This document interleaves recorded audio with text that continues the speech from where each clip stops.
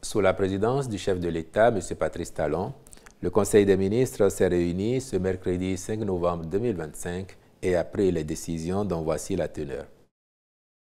S'agissant des mesures normatives, en point 1, transmission à l'Assemblée nationale pour examen et vote du projet de loi portant Code des forêts et de la faune en République du Bénin.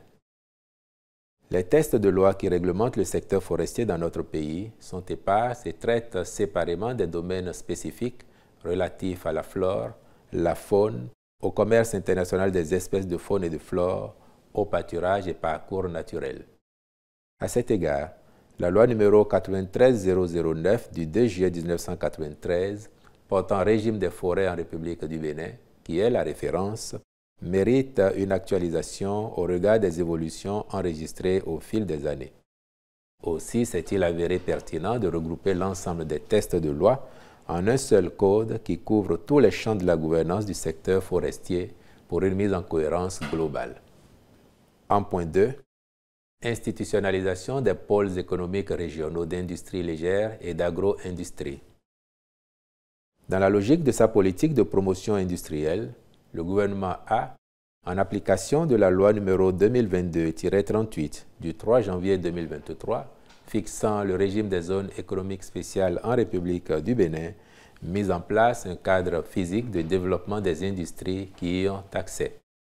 Quelques années seulement après, il est encourageant de noter que la zone économique spéciale de Glodjigbe connaît un essor remarquable, une dynamique que viendront conforter celle de Semekpoji et de Kétou.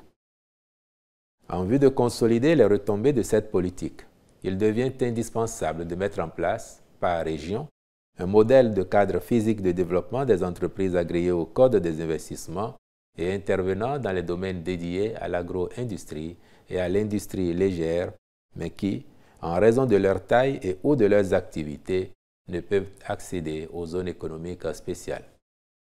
C'est ce qui motive la création des pôles économiques régionaux sous la responsabilité d'autorités d'administration et de régulation. Celles-ci auront des missions spécifiques incluant notamment la réalisation d'études de faisabilité, la sélection des sites et le zonage des tracés. Le présent décret en précise les modalités d'implémentation et l'effet escompté est le développement équilibré du territoire. En point 3, création de la Société de développement forestier SODEF-SA et approbation de ses statuts. Dans la poursuite de la restructuration de la filière bois, pour promouvoir davantage la production de bois et énergie, cette société s'attellera à contribuer au développement d'une économie locale avec l'inclusion des populations riveraines. Elle veillera à préserver les enjeux climatiques et environnementaux, tels que la séquestration de carbone, l'atteinte des objectifs de développement durable, la sauvegarde de la biodiversité et des sols. De même, seront prises en considération les enjeux économiques à travers la production de bois d'œuvre, la transformation du bois avec la création d'emplois qui s'ensuit, la gestion et l'exploitation durable des forêts classées et autres domaines forestiers mis sous sa gestion par la Direction générale des eaux, forêts et chasses. Ces interventions impliquent par ailleurs la sécurisation du domaine forestier de l'État, la surveillance, la mise en place des plantations forestières et l'exploitation des produits qui en sont issus, en conformité avec les objectifs de développement durable et la politique forestière du pays.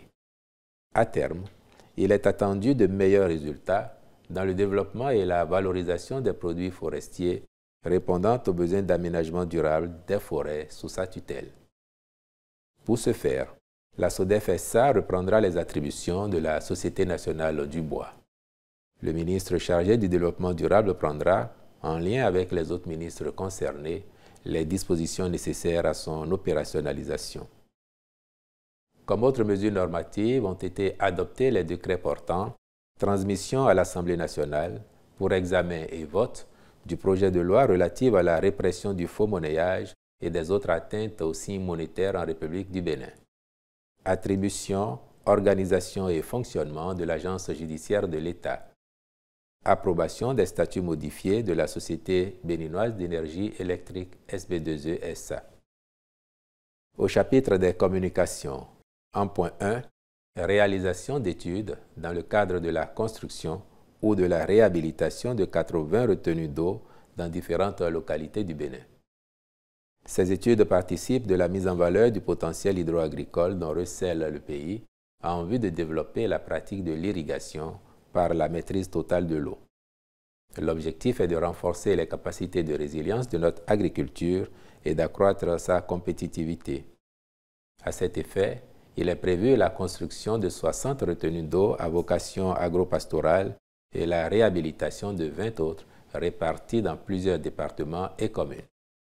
Le Conseil a marqué son accord pour la contractualisation avec un groupement de bureaux spécialisés aux fins de conduire ces missions. En point 2, contractualisation avec diverses sociétés dans le cadre du projet de construction du siège des institutions de régulation à Cotonou. Il s'agit d'un complexe immobilier de type R+8 avec un sous-sol à usage de parking implanté sur une superficie de 9 821 m² qui permettra d'offrir aussi bien un cadre de travail confortable au personnel des dites institutions que des facilités d'accès aux usagers. S'agissant des rencontres et manifestations internationales, enfin, il a été autorisé la participation de notre pays à la 54e session ordinaire du Conseil d'administration de l'École inter-État des sciences et médecine vétérinaire de Dakar du 17 au 21 novembre 2025 à Lomé au Togo, puis l'organisation au Bénin d'une conférence sur le logement en Afrique francophone du 5 au 7 février 2026. Je vous remercie.